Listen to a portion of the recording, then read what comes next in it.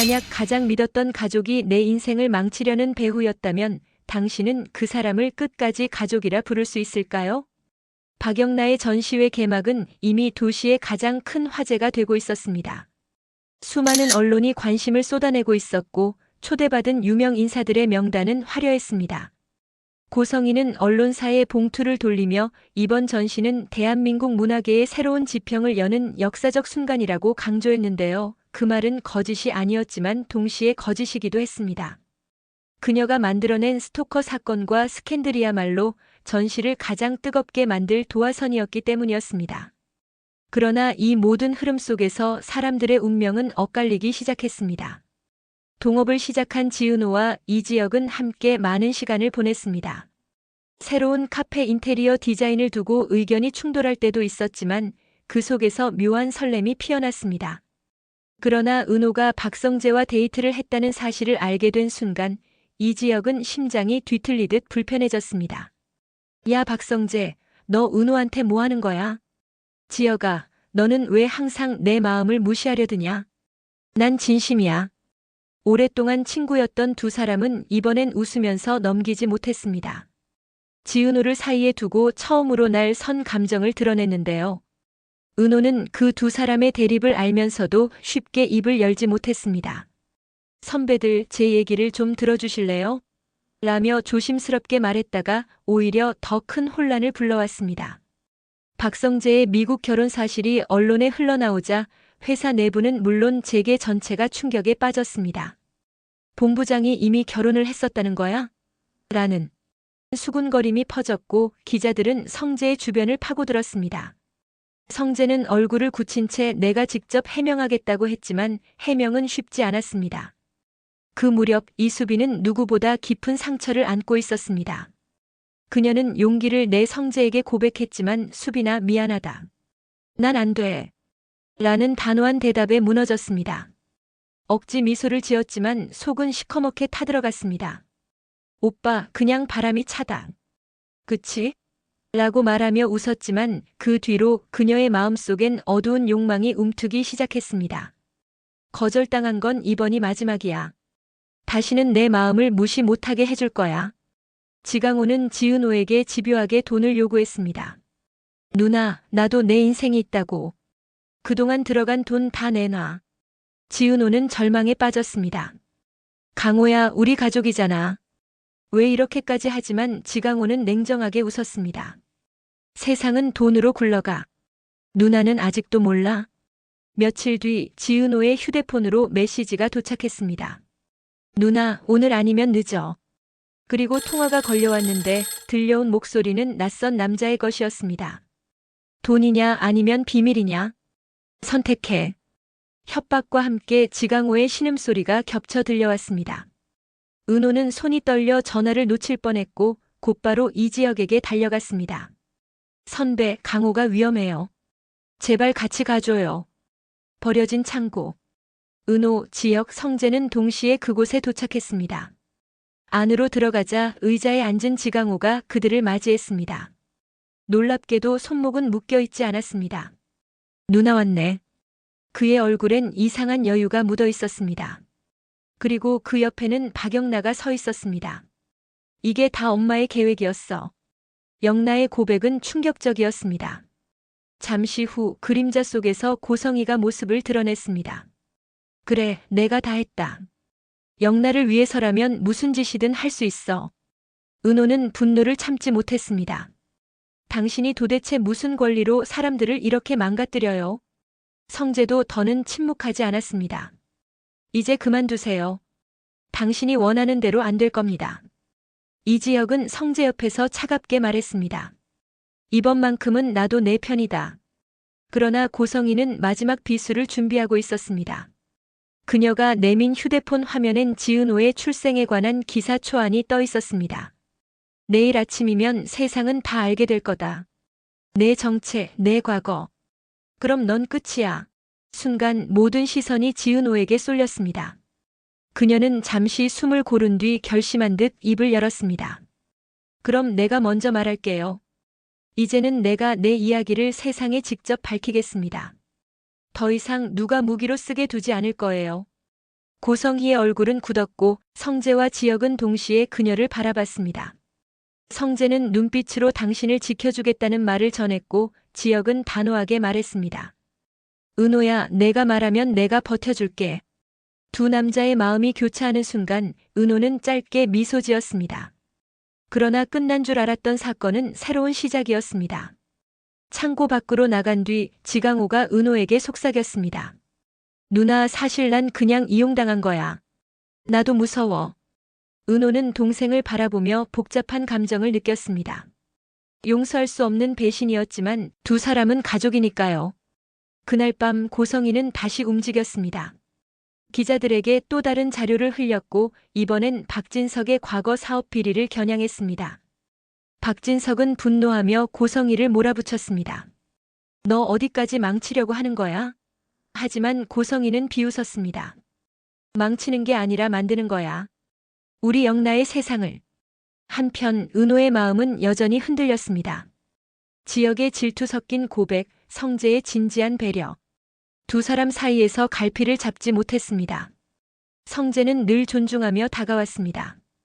은호 씨, 천천히 해도 괜찮습니다. 제가 기다릴게요. 반면 지역은 직설적으로 다가왔습니다. 은호야, 나 너 좋아한다. 성재가 뭐라 하든 상관없어. 은호는 밤마다 잠들지 못했습니다. 누구의 손을 잡아야 할지, 누구를 놓아야 할지. 하지만 그녀의 선택은 단순히 사랑의 문제가 아니었습니다. 이제는 권력, 가족, 그리고 삶 전체가 얽힌 문제였습니다. 전시 오프닝 당일 아침, 언론은 이미 고성희가 흘린 기사로 술렁이고 있었습니다. 재계 유망주 박성재, 숨겨진 결혼 스캔들. 신예 화가 박영나, 스토커 사건 배후 의혹. 그리고 곧이어 지은호, 충격적 출생의 비밀이라는 기사까지 퍼질 위기였습니다. 전시장 문 앞, 은호는 깊게 숨을 들이마셨습니다. 그녀 옆에는 지혁과 성재가 동시에 서 있었습니다. 지혁은 은호야, 괜찮아. 내가 하려는 말 다 받아줄게. 라고 말했고 옆에서 성재가 은호 씨, 제가 끝까지 옆에 있겠습니다. 라고 했습니다. 세 사람의 눈빛이 교차하는 순간 플래시 세례가 터지며 문이 열렸습니다. 수많은 카메라와 사람들 앞에서 은호는 마이크를 잡았습니다. 오늘 제가 제 이야기를 직접 하겠습니다. 그 순간 전시장 안은 숨죽인 긴장으로 가득 찼습니다.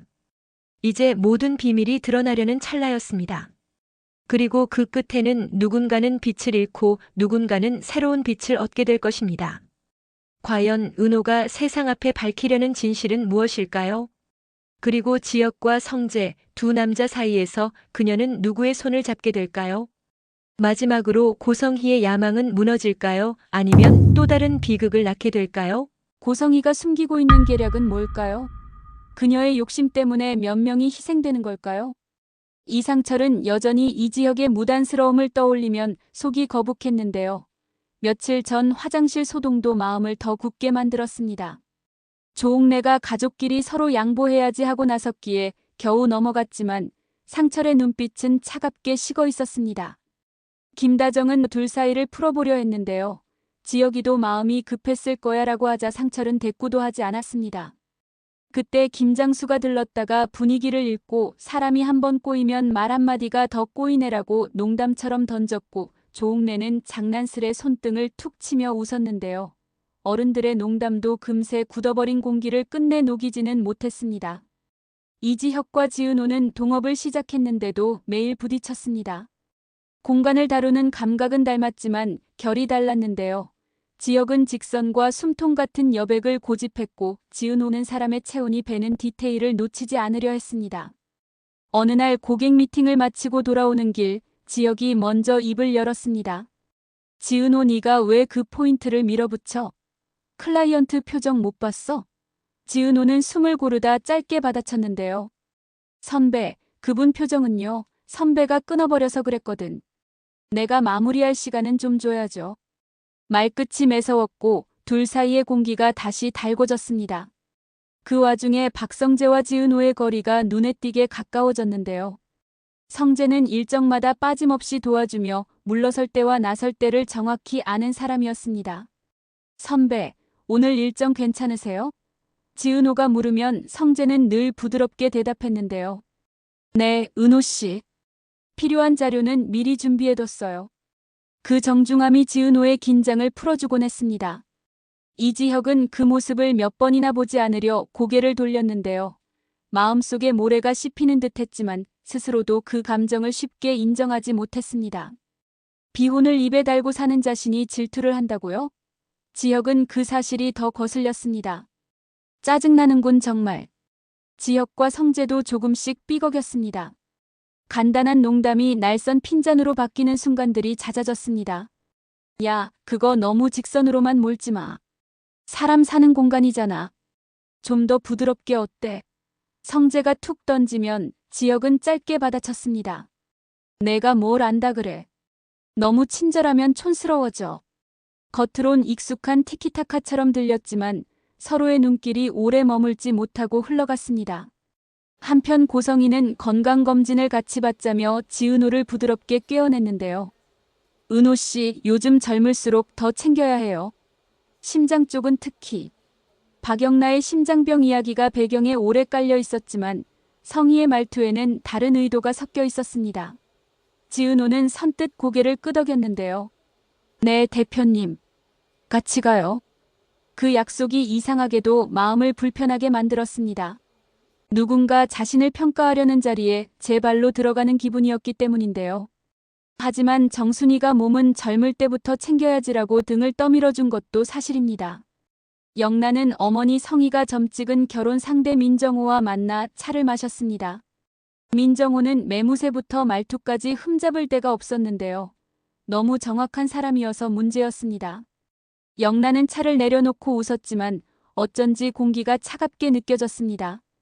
사실 영란은 어머니가 원하는 신진 화가의 경로가 아닌 자신이 몰래 키워온 웹툰 작가의 꿈을 품고 있었는데요. 그녀가 그린 좀비 소재 웹툰 내 심장을 가져가를 우연히 본 뒤 팬이 된 이지환이 조심스럽게 다가왔습니다. 액션씬 조금 더 현실감 있게 잡자. 내가 뛰면 어디까지 갈 수 있는지 몸이 말해주거든. 지환은 체육학과 출신에다 보디가드 일을 하며 익힌 동작들을 차분히 설명했는데요. 영란은 그의 진심 어린 태도에 마음을 열었습니다. 고마워요, 오빠. 제가 상상하던 동선이 딱 그거였어요. 둘의 눈빛은 작업 이야기를 타고 자연스럽게 깊어졌습니다. 성희는 기회가 있을 때마다 선을 그었습니다. 지환 씨, 당신은 운전과 보디가드만 충실하면 돼. 말은 단정했지만 차갑게 닫힌 문 같았는데요.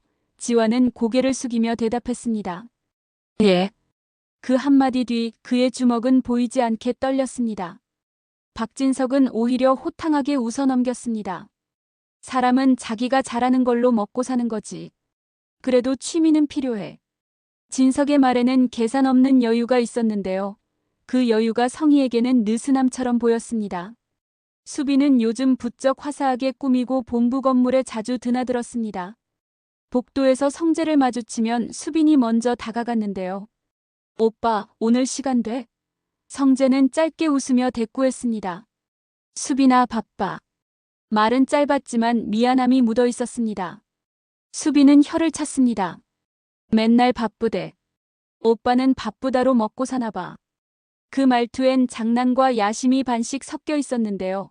수빈은 머릿속으로 이 남자는 좋아하는 사람에게만 시간을 쓴다는 결론을 곧장 내려버렸습니다. 방향을 바꿔잡을지 더 파고들지 수빈은 아직 계산 중이었습니다. 프로젝트는 예민한 구간에 들어섰습니다. 이지혁과 지은호가 준비한 리모델링 제안서가 사내 심사를 거치던 날 도면 일부가 외부로 유출되었는데요. 경쟁업체가 똑같은 콘셉트를 변형해 들이밀었다는 소식에 모두가 얼어붙었습니다. 의심은 가장 가까운 곳에서 시작됐습니다. 선배, 내 노트북에 접근 기록이 있어. 누가 건드린 것 같은데. 지은호의 목소리가 떨렸습니다. 지혁은 단호하게 말했는데요. 내가 했다는 말 누구도 못하게 할게. 하지만 박성재의 얼굴엔 말 못한 의심이 스쳤습니다. 회사 내부 보안 로그는 지은호 아이디로 새벽에 접속이 이뤄졌다고 알려주고 있었는데요. 성재는 그 정보가 누군가의 함정일 가능성도 고려하며 확실해질 때까지 아무도 탓하지 말자라고 했습니다. 말은 부드러웠지만 지혁의 자존심은 이미 긁혔습니다. 너 은호 의심했지? 아니, 의심 안 해. 눈이 말하잖아. 그 밤 진실은 엉뚱한 곳에서 꼬리를 내밀었습니다. 지강호가 그 새벽 회사 건물에 드나든 장면이 CCTV에 찍혀 있었는데요. 몇 해째 불만과 자격지심으로 끓던 강호는 손쉽게 돈을 벌자는 유혹에 넘어가 외부 인물에게 접근 권한을 빌려주고 말았습니다. 강호는 전화기 너머로 중얼거렸습니다. 잠깐만 빌린 거잖아. 큰일 아니야. 하지만 작은 구멍이 가장 먼저 배를 가라앉히는 법이었는데요. 정순이는 경찰 연락을 받고 주저앉다시피 했습니다. 강호야, 너 왜 그러니? 그 말 한마디에 강호는 고개를 들지 못했습니다. 다음 날 성희와의 건강검진 날이 다가왔습니다. 대기실에서 성희는 말없이 지은호의 손등을 바라보다 조용히 웃었습니다.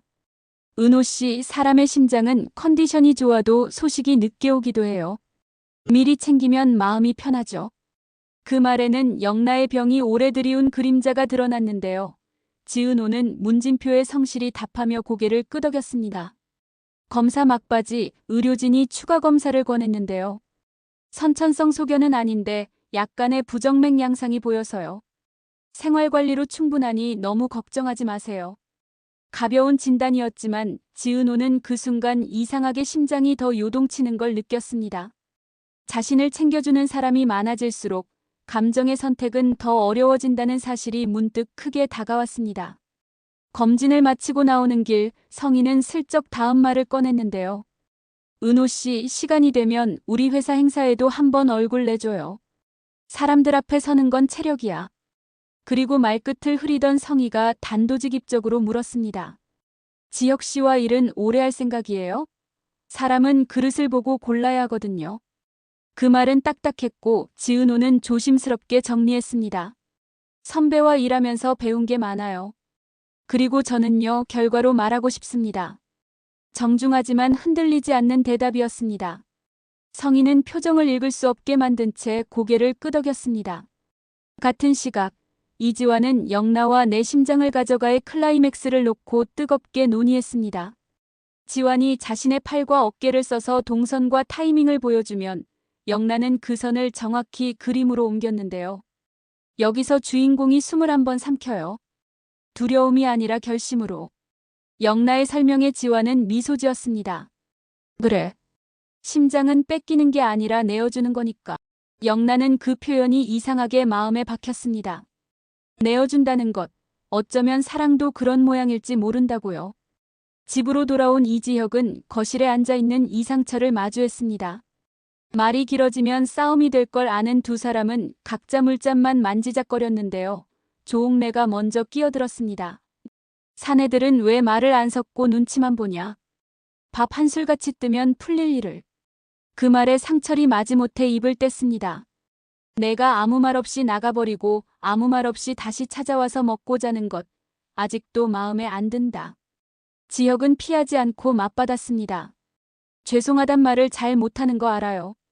근데 바꾸고 있어요. 예상치 못한 낮은 목소리에 상철의 어깨가 아주 조금 풀렸습니다. 김다정은 살짝 미소를 숨겼는데요. 그날 밤 지혁은 방으로 들어가 휴대폰을 오래 들여다봤습니다.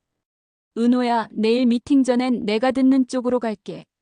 문장 끝에 마침표가 아니라 말줄임표를 찍을까 고민하다 담백하게 마침표를 찍었습니다. 다음 날 보안 문제의 실마리가 풀리자 상황은 급격히 달라졌습니다. 지강호의 행실이 드러났고 지혁은 누구보다 먼저 지은호에게 알렸는데요. 내 잘못 아니야. 내가 확인했어. 말은 짧았지만 그동안 곁에서 지켜본 모든 시간을 덧붙인 목소리였습니다. 지은호는 고개를 끄덕이면서도 웃지 못했습니다. 선배, 고마워. 근데 강호도 가족이에요. 제 책임이 아예 없다고 말하기가 어렵네요. 지혁은 말없이 고개를 끄덕였습니다. 그래도 내 탓으로 돌린 건 내가 막았어. 그 한마디가 묘하게 뜨거웠습니다. 박성재는 회사 내 서류를 정리하며 상황 수습에 뛰어들었습니다. 누구 탓을 하기보다 앞으로의 손실을 줄이는 것이 먼저였는데요. 지은호에게 조심스레 전했습니다. 은호 씨, 오늘 발표는 그대로 진행하죠. 제가 앞단에서 여론 정리해 둘게요. 지은호는 눈을 들어 말했습니다. 네, 선배. 많이 도와주셔서 고맙습니다. 성재는 짧게 고개를 숙였습니다. 제가 도울 수 있어서 다행이에요. 그 공손함 뒤에 마음이 흔들린 기색이 아슬하게 비쳤습니다. 발표는 생각보다 잘 끝났습니다. 남아있는 의심과 불편한 눈길들 사이를 정면으로 뚫고 나간 결과였는데요. 지역이 마지막 슬라이드를 넘기며 말했습니다. 우리가 제안하는 건 그림이 아니라 사람의 동선입니다. 사람에겐 숨쉴 구석이 필요하니까요. 그 말에 회의실 가장자리에서 누군가 고개를 끄덕였습니다. 밖으로 나오자 지은호가 미소를 지었습니다. 선배, 오늘은 진짜 좋았어요. 지혁도 짤막하게 대답했습니다. 너 덕분이야.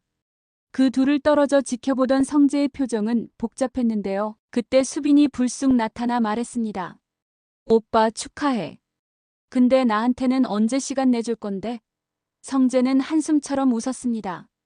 수빈아, 사람 마음은 시간을 내면 되는 게 아니야. 수빈은 대꾸 대신 핸드백 꼬리를 3개 잡았습니다. 그럼 마음을 바꾸게 하면 되지라는 말은 속으로만 삼켰습니다. 밤늦게 영란은 내 심장을 가져가의 마지막 컷을 수정하다 펜을 멈췄습니다. 휴대폰 화면에 새 메시지가 떴는데요. 병원에서 온 정기 점검 안내였습니다. 그 안내문이 유난히 차갑게 느껴졌습니다. 동시에 지환에게서 메시지가 왔습니다. 내일 새벽에 한번 뛰어볼래? 내가 그렸던 도망치는 장면, 실제 속도를 몸으로 맞춰보자. 영란은 짧게 답장을 보냈습니다. 좋아요. 내일 봐요. 창밖의 어둠이 조금 물러나는 것 같았습니다. 그리고 마지막 장면처럼 모두에게 같은 시각에 다른 일이 일어났습니다. 정순이는 부엌 식탁 위에 올려둔 은행 봉투를 만지작거렸는데요. 지강호의 벌금과 손실변상의 보탤 돈이었습니다. 다음은 없다. 스스로에게 다짐하듯 중얼거렸습니다. 이상철은 거실 불을 끄기 전에 방 안쪽 문을 바라봤습니다. 그 문 너머에 이지혁이 조용히 누워있다는 사실만으로도 마음이 복잡했는데요. 결국 불을 끄며 혼잣말을 남겼습니다. 사과는 내일 하자. 김다정은 그런 상철의 옆얼굴을 보며 실없이 웃었습니다. 오늘 해도 좋은데. 그때 지은호의 휴대폰이 울렸습니다. 발신인은 고성희. 짧은 한 문장이 도착해 있었는데요. 은호 씨, 내일 오전에 잠깐 볼 수 있을까요? 이유는 쓰여 있지 않았습니다. 그와 거의 동시에 지역의 휴대폰에도 메시지가 떴습니다. 발신인은 박성재. 야, 내일 점심시간 비워놔. 하고 싶은 말 있어. 서로 다른 방향에서 걸려오는 손길과 제안, 그리고 아직 끝내지 못한 오해와 마음의 주름들이 한 점으로 모여드는 느낌이었습니다.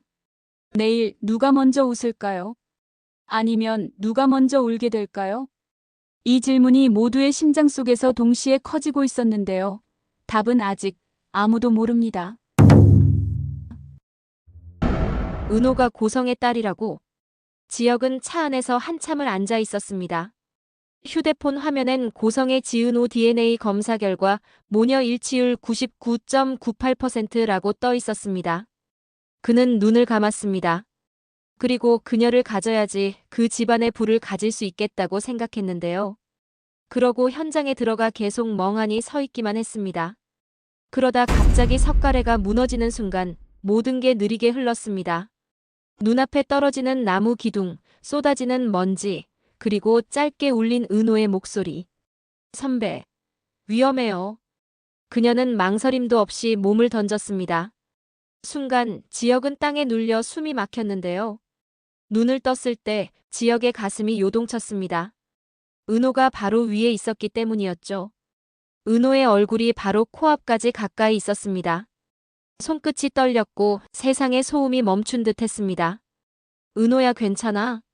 선배 진짜 괜찮아요? 나보다 내가 더 위험했잖아. 그래도 선배 다치면 안 되니까. 그날 이후 지혁의 마음은 조용히 무너졌는데요. 그리고 완전히 은호를 향해 기울었습니다. 사고 이후 은호의 팔에는 아직 작은 상처 자국이 남아 있었습니다. 지혁은 그걸 볼 때마다 마음이 복잡해졌죠. 그날 진짜 위험했잖아.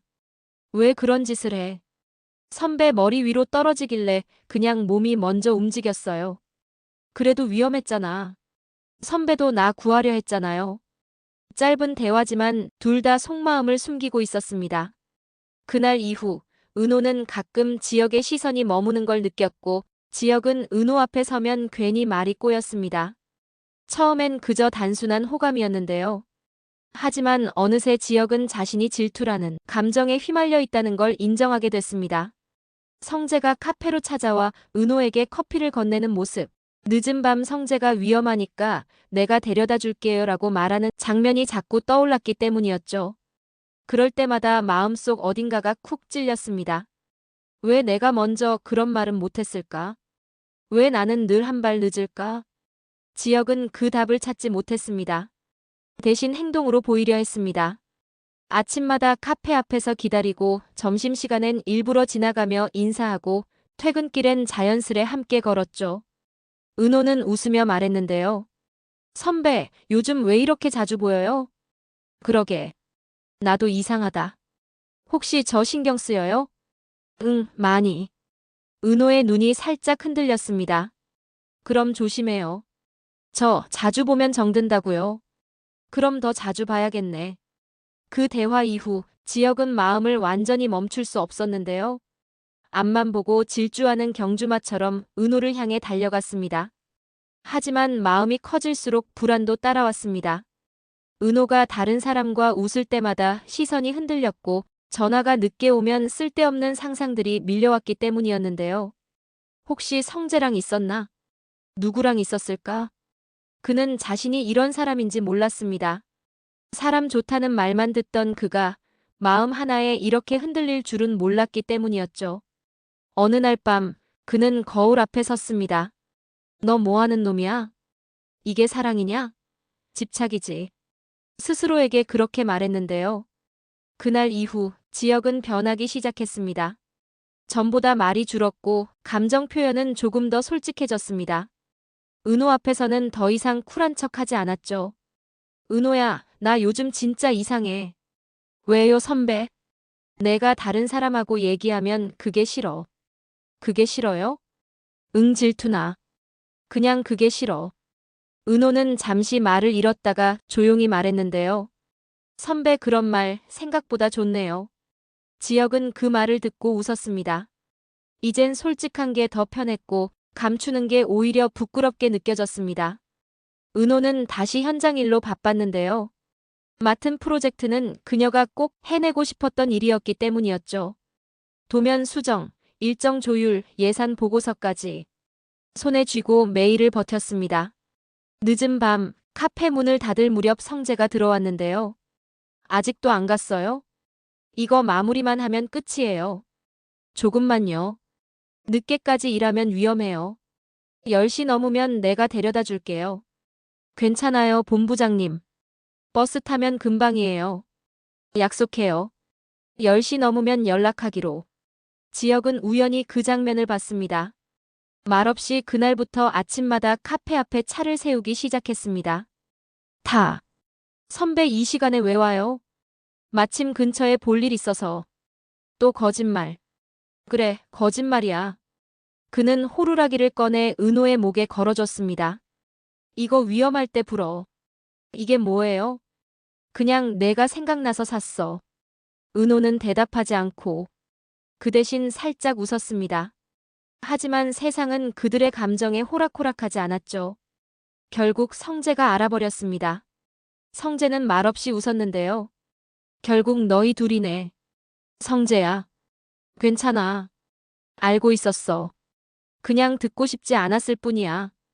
그의 웃음엔 쓴맛이 섞여 있었습니다. 그날 밤 성재는 혼자 술을 마셨습니다. 내가 먼저 봤는데, 내가 먼저 좋아했는데 내가 너무 늦었나? 지역과의 우정, 은호에 대한 마음, 그리고 가족의 무게가 한꺼번에 내려앉았습니다. 때마침 술잔이 바닥에 떨어지며 깨졌는데요. 마치 그 조각이 그의 자존심 같았습니다. 며칠 뒤 회사 주차장에서 성재가 지역을 불러 세웠습니다. 지역아. 왜? 은호 씨한테 잘해라. 그 말하려고? 아니. 그냥 한 가지 궁금해서. 뭐야? 너 그날 석갈에 무너질 때 진짜 죽을 수도 있었잖아. 근데 만약 그때 은호 씨가 널 안 구했으면 지금도 이렇게 그녀를 좋아했을까? 지혁은 잠시 말을 잃었습니다. 몰라. 근데 그때 알았어. 누가 진짜 내 옆에 있었는지. 성재는 씁쓸하게 웃었습니다. 그럼 됐다. 그럼 끝까지 책임져라. 그럴 거야. 그래야 내가 진짜 남자지. 그날 밤 은호는 카페 불을 끄다 문득 중얼거렸습니다. 그날 선배 구하길 잘했다. 뒤에서 지혁의 목소리가 들렸는데요. 나도 그렇게 생각해. 선배 언제 왔어요? 너 퇴근할 때쯤엔 항상 있지. 이제 진짜 집착 수준이에요. 그래도 내가 싫다고 안 하잖아. 그건. 은호가 말끝을 흐렸습니다. 그리고 지혁이 다가와 그녀의 손을 잡았죠. 싫으면 말해. 나 그럼 멈출게. 그럼 멈추지 말아요. 그 대답 하나로 모든 게 끝났습니다. 그리고 다시 시작됐죠. 창밖엔 비가 내렸고 카페 불빛이 유리창에 번져 흐릿해졌습니다. 그 안에서 두 사람의 그림자가 겹쳤고요. 석가래 아래에서 시작된 인연은 이제 완전히 서로의 세상이 되어가고 있었습니다. 하지만 그들의 이야기는 아직 끝나지 않았는데요. 왜냐면 사랑보다 더 무서운 건 세상이 그 사랑을 보는 시선이었으니까요.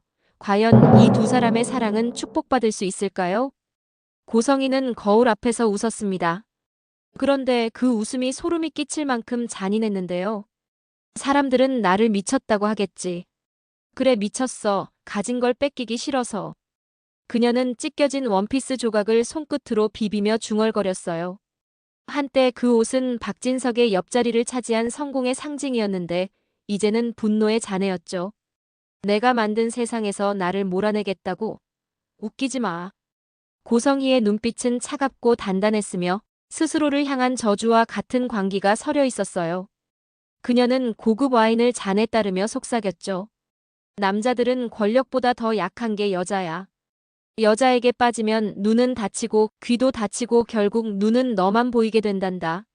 물론 그 기간은 길지 않아. 그래서 어떻게든 빨리 그렇게 되게 만들어야 해. 그렇게 말하면서도 그녀는 그 약점을 누구보다 잘 이용해왔어요. 젊은 시절 빚더미 위에서 박진석을 만났고 그를 사랑이라 믿었죠. 그러나 사랑은 오래가지 않았고 남은 건 지배뿐이었어요. 그녀는 자신이 지배하지 않으면 다시 밑바닥으로 떨어질 거라는 걸 알고 있었어요. 그래서 물었습니다. 영나야, 넌 내가 어떤 세상을 버텨왔는지 알아? 영나는 아무 대답도 하지 못했어요. 대신 눈앞에서 원피스를 가위로 찢는 엄마를 바라보며 공포와 연민이 뒤섞인 얼굴로 서 있었죠. 고성이는 여전히 태연했어요. 사람은 능력이 있어야 무시를 덜 당한다. 남자들은 한 번 빠지면 세상이 안 보여. 그러니까 초반에 휘어잡아야 해. 영나가 엄마, 그건 아니에요라고 조용히 말했을 때 고성이는 그제야 폭발했죠. 나는 그렇게 살아서 여기까지 왔어. 넌 왜 그 쉬운 걸 못하니? 내가 널 어떻게 가르쳐야 할까? 그 말은 울부짖음이었고 명령이었으며 동시에 자기 혐오의 증거였어요. 고성이는 그날 밤 서랍 속 오래된 사진을 꺼냈어요. 젊은 시절에 자신이 웃고 있었죠. 손에는 낡은 쇼핑백 하나. 그때 난 세상을 바꿀 수 있다고 믿었는데 지금은 세상이 날 집어삼켰지. 그녀는 사진을 찢어버리고 거울에 비친 자신의 얼굴을 바라봤어요. 좋아. 이 세상이 나를 삼킨다면 나도 이 세상을 삼켜줄게. 그녀의 분노는 단순한 질투가 아니었어요. 고성이는 이미 한 남자의 마음이 흔들리고 있다는 걸 눈치챘어요. 성재가 흔들리고 있었죠. 그 이유가 바로 그녀의 숨겨진 친딸, 지은호 때문이라는 사실을 알게 된 순간 고성이는 잔잔하게 웃었어요. 그래, 그럼 지은호를 이용하면 되겠네. 그녀는 손끝으로 테이블을 두드리며 마치 장기판의 말을 움직이듯 한 사람씩 머릿속에 배열했어요. 박성재, 지은호 그리고 우리 영나. 그녀의 시선이 딸의 이름에서 잠시 멈췄죠. 딸이든 뭐든 내 계획을 방해하면 모두 적이야. 그 순간 고성희의 눈빛은 인간의 것이 아니었어요. 그것은 한 번 성공을 맛본 여자의 본능적인 공포, 그리고 다시는 바닥으로 떨어지지 않겠다는 맹세의 불길이었죠. 그녀는 천천히 일어나 문을 열며 말했습니다. 좋아. 이제부터 내 세상이 다시 시작이야. 영란은 방으로 돌아가 문을 닫고 한참을 멍하니 서 있었는데요. 그녀의 손은 떨리고 있었고 눈앞에는 한 사람이 어른거렸었죠. 이지환. 보디가드이자 운전기사, 늘 한 발 뒤에서 말없이 지켜주던 그 남자였어요. 금지된 감정이라는 걸 알면서도 영란은 그에게 기댔던 순간들을 자꾸 떠올렸었죠. 이 선을 넘으면 다 끝나버리겠지 하고 생각했었는데요. 이런 생각 자체가 이미 선을 반쯤 넘었음을 본인도 알고 있었어요. 피멍든 두 남자가 같은 하늘을 올려다보며 웃어버렸던 그날의 끝에서 가장 오래된 비밀이 서로의 입술에서 동시에 미끄러져 나왔었습니다. 지역은 싸움이 끝난 후에야 자신이 어디까지 무너졌는지 실감했었고요. 흙먼지 냄새가 옷에 배어 있었는데도 은호가 해맑게 웃던 얼굴이 머릿속에서 계속 떠나지 않았었죠. 성재는 반대로 오래 눌러왔던 마음이 결국 들켜버렸다는 패배감과 이상한 홀가분함이 뒤섞여 있었는데요. 너 진짜 좋아하지? 지역이 먼저 물었었고 성재는 피식 웃으면서 너도 마찬가지잖아라고 받아쳤었죠. 두 사람은 그 말 뒤로 한동안 아무 말도 못했었고요. 서로가 서로에게 거울처럼 잔인했었거든요. 다음 날 은호는 이사 소식을 제대로 듣고 나서야 지역이 사무실을 옮긴 이유가 자신 때문이라는 걸 확실히 알게 되었었죠. 마음이 불편해졌고요. 지역 선배, 나 때문에 그랬던 거야? 은호는 조심스레 물었었는데요. 지역은 툭 던지듯 대답했었죠. 그럴 수도 있고 아닐 수도 있지. 너 때문에 바뀌는 게 꼭 나쁜 건 아니야. 그 말투에는 애써 아무렇지 않은 척하는 얄팍한 여유가 묻어 있었고요. 은호는 웃어야 할지 사과해야 할지 몰라 어색하게 고개만 끄덕였었죠. 성재는 은호의 눈빛이 자꾸 지역에게 향하는 걸 느끼면서도 애써 다정했었는데요. 은호 씨, 손목은 좀 어떠세요? 어제 넘어지셨다면서요. 괜찮아요, 본부장님. 신경 써주셔서 감사해요. 은호는 이렇게 답했었는데요. 선명한 거리감이 오히려 성재의 마음을 더 조급하게 만들었었죠. 그는 어릴 때부터 지역과 다퉜다가도 금세 웃어버리곤 했었는데 이번만큼은 쉽게 넘어갈 수 없다는 걸 알고 있었어요. 왜냐면 이번에는 자존심이 아니라 삶의 방향이 걸려 있었거든요. 그리고 그날 저녁 성재는 수빈을 불러냈었죠. 수빈은 밝게 웃으며 다가왔었어요. 오빠, 무슨 일인데 그렇게 심각해? 성재는 담담했죠. 수빈아, 너 그만 장난쳐. 나 이용해서 지역이 건들지 마.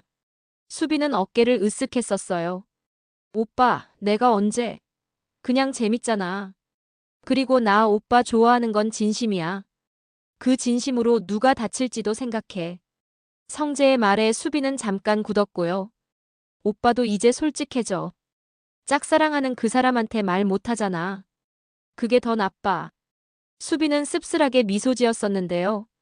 순간 성재는 자신이 얼마나 비겁했는지 깨닫고 말았죠. 한편 고성이는 박진석에게 우리 영나랑 기사. 두 사람 사이에 흐르는 느낌이 뭔가 좀 이상해요라고 말했었고요. 박진석은 한숨을 쉬었죠. 당신 그만하라고 했잖아. 애들 일은 애들한테 맡겨. 하지만 고성이는 멈추지 않았어요. 우리 집안을 걸고 말하는데 방심하면 다 빼앗겨요. 그녀는 이미 누군가에게 전화를 걸고 있었죠. 그 전화의 끝은 의외의 곳으로 흘러갔는데요. 연결된 사람 중 하나가 이지환의 과거 연인이었고 고성이는 그 사실을 알아채자 한껏 미소를 올렸었죠. 사람을 무너뜨리는 데는 과거만큼 쉬운 게 없어.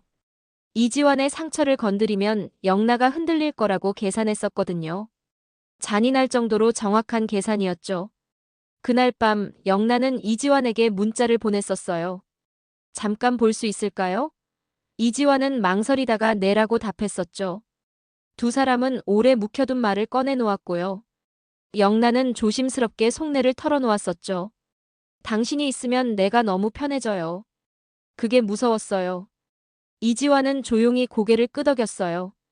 난 보호하는 게 일이고 너는 보호받는 게 익숙하지 않겠지. 두 사람은 어색하게 웃었는데요. 그 웃음은 오래된 벽에 작은 균열을 내고 있었죠. 다음 날 인터넷 커뮤니티에 이상한 글이 올라왔는데요. 유명 기업가의 딸, 보디가드와 부적절한 관계. 누군가 몰래 찍은 듯한 사진들이 붙어 있었죠. 얼굴은 흐릿했지만 문장들은 노골적이었고요. 영란은 얼어붙었고 이지환은 모든 책임을 자신에게로 끌어오려 했었죠. 내가 정리할게, 걱정하지 마. 하지만 고성이는 이미 한 발 더 나아가고 있었어요. 저질은 저질끼리 어울리는 법이지. 그녀의 말은 칼날처럼 차가웠고요.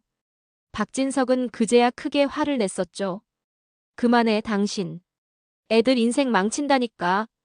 고성이는 물러나지 않았어요. 망치든 말든 내가 지켜야 할 선이 있어요. 그 선은 체면이었고 권력이었고 자신의 유일한 신념이었어요. 영란은 엄마에게 마지막으로 설득해 보려 했었죠. 저는 사람이에요. 엄마의 작품이 아니고요.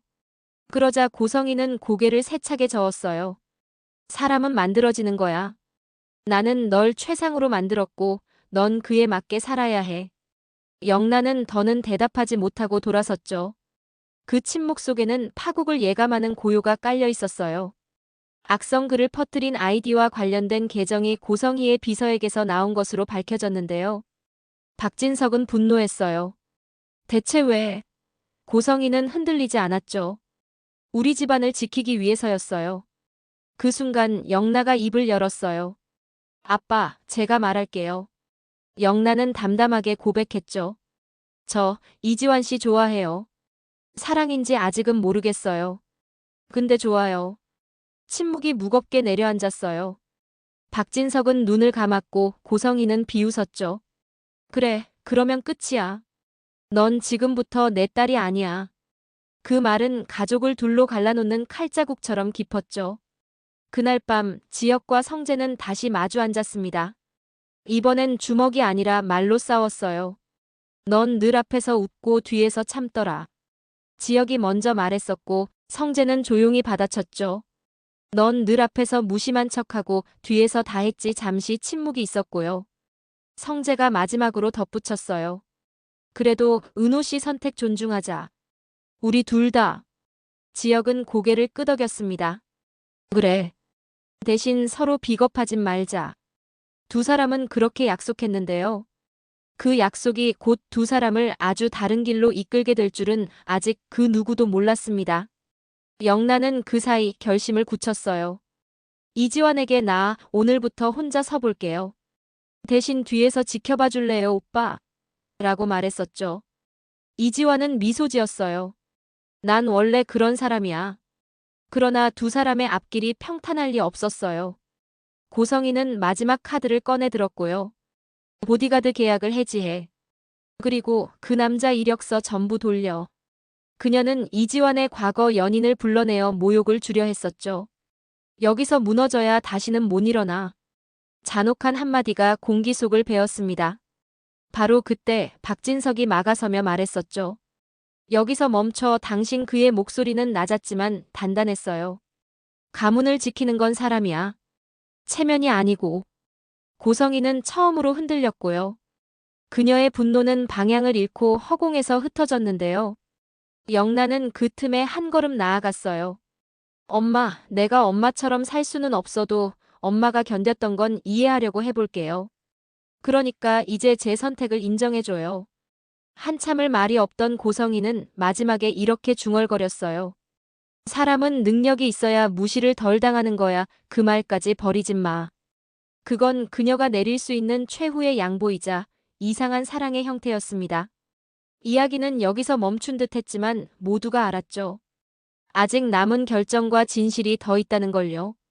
성재는 조용히 은호에게 문자를 보냈어요. 기다리겠습니다. 다만 제 마음이 패가 되지 않길 바라겠습니다. 지혁은 은호에게 짧게 보냈죠. 내일 아침 같이 커피 마시자. 은호는 답장을 쓰다 지우기를 반복했는데요. 마지막으로 이렇게 남겼습니다. 제 마음 신중하게 선택해 볼게요. 저와 두 사람 모두를 위해. 그리고 아무도 모르게 새로운 균열이 또 하나 생겨났는데요. 고성희의 비서가 사라졌고 그녀의 노트북이 통째로 없어졌습니다. 그 안에는 누군가를 지키기 위해 했던 더러운 계산과 누군가를 망치기 위해 쥐고 있던 증거들이 뒤섞여 있었죠.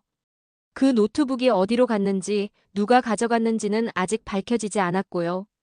단지 한 가지 사실만이 선명했어요. 이 싸움은 아직 끝나지 않았고 다음 선택이 모든 사람의 인생을 바꿔버리게 생겼다는 사실이었죠.